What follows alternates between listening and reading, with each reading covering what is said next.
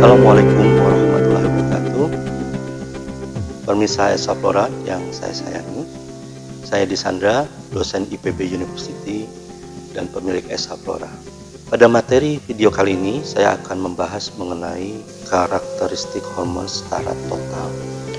Harapan, jadi mudah-mudahan dengan sudut pandang yang global ini bisa menggabungkan dari seluruh kelompok hormon yang pernah kita bahas yang lalu, yaitu kelompok hormon giberelin, kelompok hormon sitokinin, dan kelompok hormon auksin.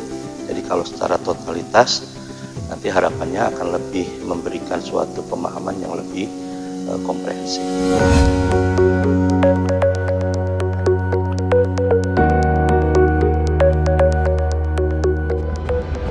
Baik, yang pertama, jadi ini ada 16 poin yang mohon ini dicatat atau diingat, karena ini sangat penting sekali di dalam nanti kita membuat formula-formula media atau di dalam kita mengevaluasi penggunaan hormon yang kita gunakan, ya.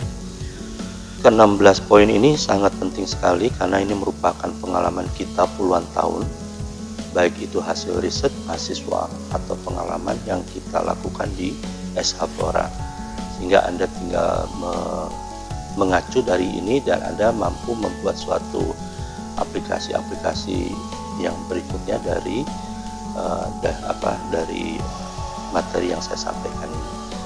Yang pertama, bahwa hormon atau yang kita sebut dengan zat pengatur tumbuh itu penggunaannya sangat kecil, ya. Hormon adalah suatu zat yang digunakan dalam jumlah yang sangat kecil dan dia tidak ikut di dalam proses metabolisme. Tidak ikut di dalam proses metabolisme, tapi hebatnya dia mampu mengendalikan pertumbuhan tanaman, ya.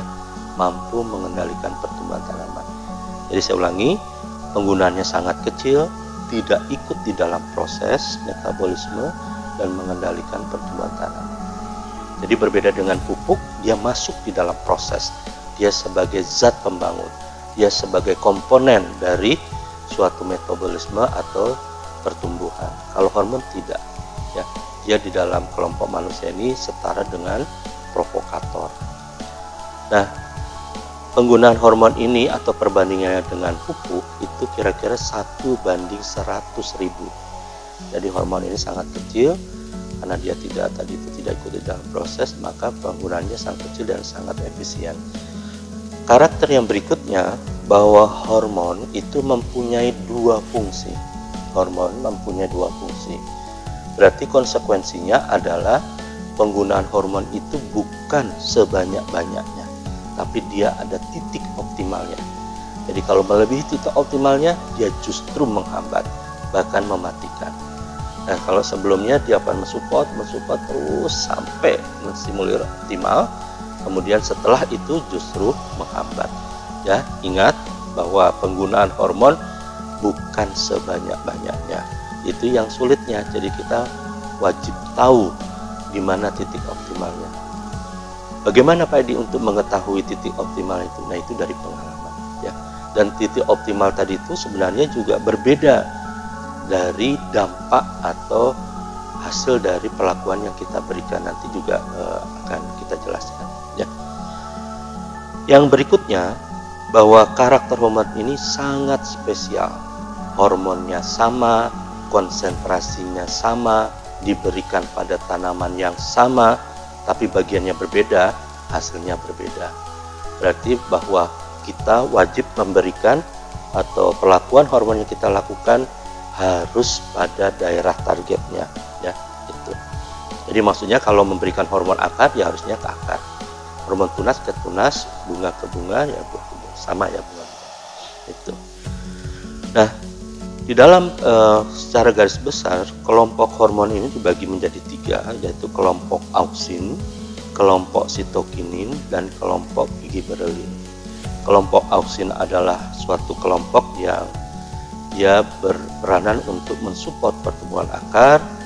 Sitokinin adalah kelompok hormon yang mensupport pertumbuhan tunas, dan giberelin adalah kelompok hormon yang mensupport pertumbuhan bunga dan buah. Berikutnya, bahwa sumber auksin itu ada di pucuk apikal, ya. Sumber auksin ada di pucuk apikal. Sementara sumber sitokinin ada di ujung akar. Sumber giberelin ada di daun, bunga, dan buah. Ya. Penggabungan auksin dengan sitokinin bersifat saling melemahkan, saling meniadakan.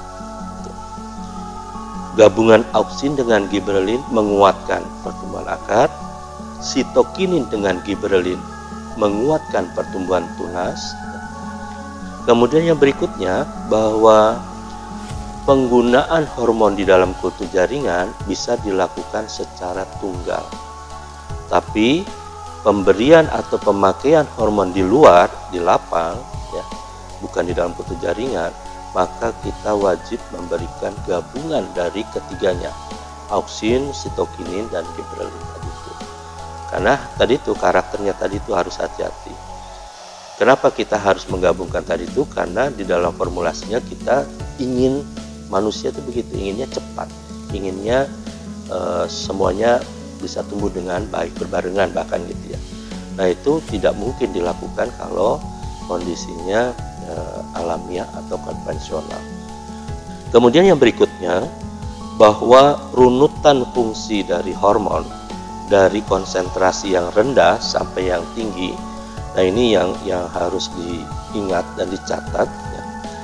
Penggunaan hormon dari yang terendah di atas 0 sampai yang paling tinggi. Yang pertama adalah mensupport pertumbuhan organ. Yang kedua, menstimulir organ. Yang ketiga, embriosomatik. Yang keempat, kalus. Kelima, perubahan morfologi. Keenam, mutasi. Dan ketujuh, letal ya. Jadi ini penggunaannya tadi itu kira-kira seperti itu. Itu yang harus dihafal ya, urutannya, runutannya tadi. Menstimulir, mensupport ya. Pertama, menstimulir. Kalau mensupport itu hanya menumbuhkan saja, mempercepat pertumbuhan. Kalau menstimulir itu menghasilkan organ. Embriosomatik itu lebih banyak, terus berkalus, kemudian perubahan morfologi, mutasi, dan letal ya. Dan yang berikutnya, bahwa formula hormon tidak akan berguna bila tidak didukung oleh 9 faktor penting untuk pertumbuhan ya. Ini yang perlu juga diingat. Jadi kita ingin melakukan suatu gregetan, memberikan perlakuan hormon pada tanaman, tapi kita lupa memberikan faktor-faktor yang lainnya ya. Ada 10 faktor yang penting bagi pertumbuhan itu. 10 itu apa saja? Ya, kalau kita runut itu sumber energi ya, kemudian unsur hara baik makro maupun mikro, kemudian mineral, asam amino, asam lemak, vitamin, hormon, enzim, organik khusus, dan hayati. Nah, ini 10 hal penting yang kalau itu diberikan ke tanaman, maka hasil dari pertumbuhannya spektakuler ya gitu. Nah, ini yang ingin saya sampaikan. Ini sudut pandang dari secara global mengenai hormon. Harapannya bisa memberikan wawasan yang lebih komprehensif, lebih menyeluruh, sehingga diharapkan Bapak Ibu memang bisa memahami ini dengan baik. Hanya memang saya sadari dan mohon maaf kalau istilah-istilah masih banyak yang terlalu ilmiah, karena memang agak sulit untuk bisa menggantikan dengan kata-kata yang lebih umum yang memasyarakat tadi itu, karena seringkali kata-katanya tidak tepat, tidak pas. Dan memang dari informasi dan masukan beberapa pemirsa kita, jadi sama seperti kita juga belajar dulu, sepertinya Bapak Ibu perlu meresapi ini dan mendengarkan 2-3 kali bahkan lebih sambil dicatat dan direnungkan. Jadi kalau memang tidak paham juga, silahkan tanyakan ke kami, baik di bawah video ini juga bisa, atau kontak ke saya, atau mau ke Esa Flora, silahkan dengan senang hati. Saya rasa itu materi kita kali ini. Terima kasih. Assalamualaikum warahmatullahi wabarakatuh.